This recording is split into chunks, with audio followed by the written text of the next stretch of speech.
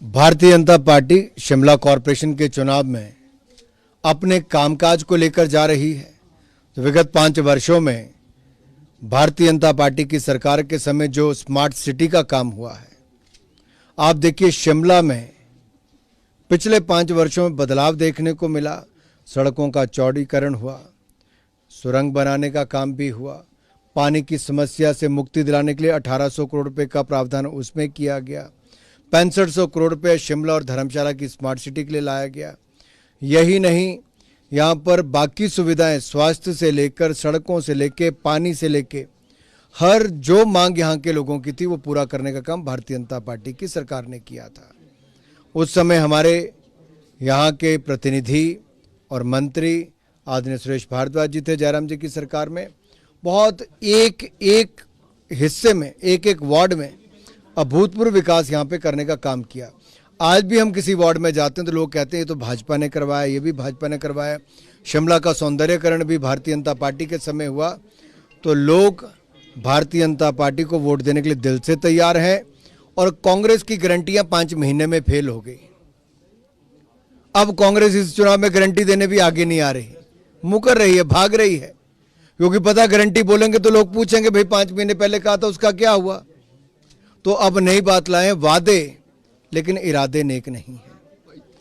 और जब इरादे नेक नहीं और गारंटियां फेल हो चुकी हैं तो जनता वोट की चोट देगी कांग्रेस को और कहेगी कि मुकरो मत अपनी गारंटियों से, और शिमला का चुनाव इनको चोट देकर रहेगा। इम्पैक्ट देखते हैं सर आप इन चुनावों का, खासकर 2024 में हिमाचल के ऊपर। 2024 का कॉरपोरेशन के चुनाव से क्या लेना देना।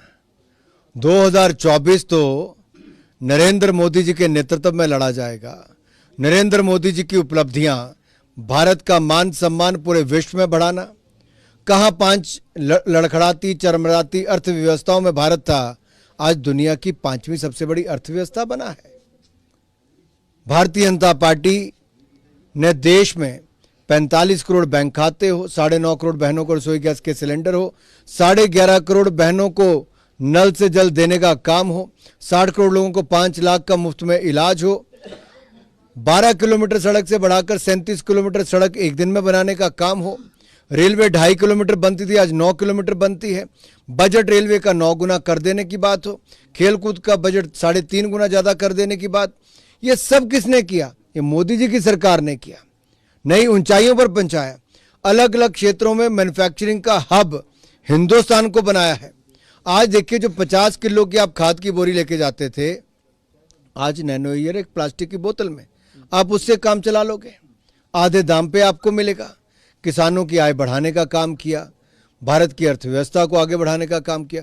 तो हर क्षेत्र में जब मोदी जी की सरकार ने काम किया तो वोट मोदी जी का नेतृत्व, ईमानदारी और उनके काम पे मिलेगा। नॉर्थ बंगाल पुलिस स्टेशन में ममता बनर्जी भारतीय जनता पार्टी को, देखिए पश्चिम बंगाल की परिस्थिति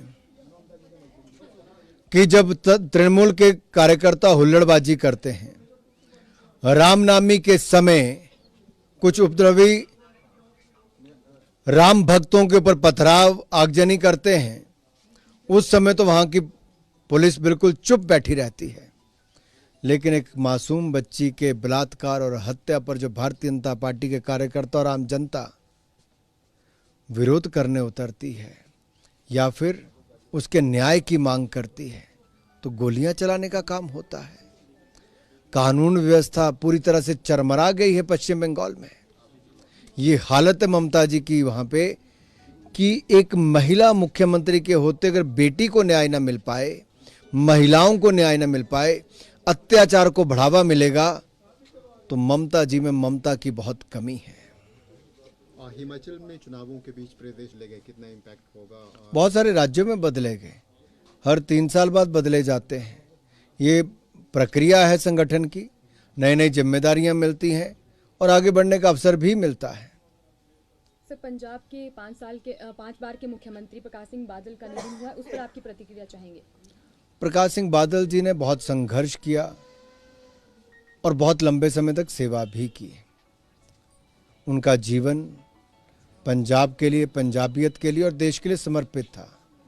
उन्होंने भाईचारे को सदा आगे प्राथमिकता दी, देश को प्राथमिकता दी, पंजाब की जो सुरक्षा है और कानून व्यवस्था है उसको सदा प्राथमिकता दी और उनसे उनके जीवन से एक बात सीखने वाली बहुत है। बहुत मेहनती भी थे और समय के बड़े पक्के थे।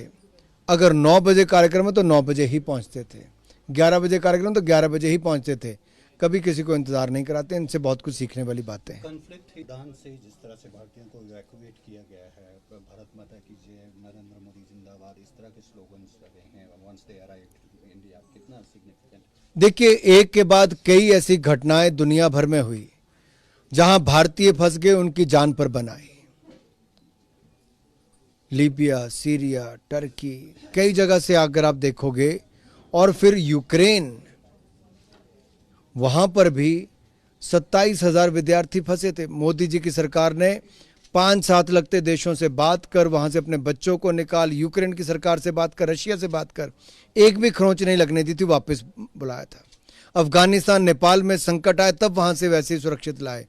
और अब सूडान की स्थिति तो और भी गंभीर थी, लेकिन मोदी जी ने प्रण लिया था कि वहां से एक एक भारतीय को सुरक्षित निकाल कर लाएंगे। ऑपरेशन कावेरी सफल हो, उस दिशा में हम लगातार काम कर रहे हैं और हम चाहते हैं कि एक एक भारतीय वहां से सुरक्षित निकल कर आए। विदेश मंत्री जी स्वयं इस पर नजर रखें, सब पहलुओं पर बातचीत कर रहे हैं और प्रधानमंत्री जी ने स्वयं एक बड़ी बैठक करके कहा था कि सभी भारतीयों को सुरक्षित निकालने के लिए पूरे प्रबंध किए जाएं। Welcome to K-Mall, a premium project by Kaleen Group. K-Mall is in the heart of Kolkata's electronic, garment and lifestyle hub, Khidirpur.